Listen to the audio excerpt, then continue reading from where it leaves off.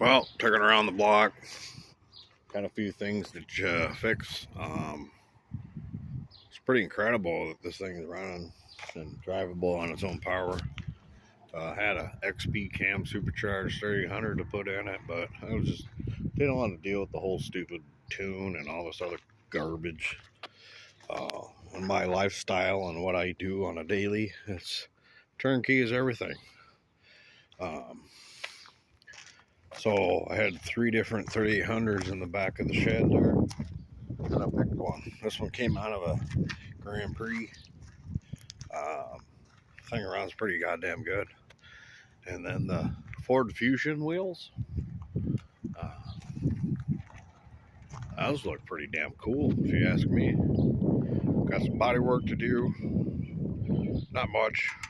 Changed door hinge bushings. Power steering pump seems to be failing. I got another one in the shed, I believe. Do that. Finish the hood out. Just finish out the odds and ends of the body work, and just want to drive it. You know, that's what this stuff's all about. Just drive it, have fun with it. I'm not gonna lie, this choice of wheel was pretty damn cool. These are Ford Fusion wheels, which I said prior, but they were free.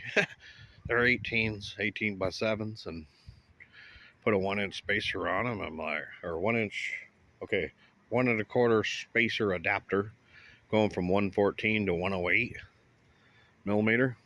Yeah, I think that thing rides really nice. It's just yeah. Bought it for $400, like I don't know, 4 years ago or so.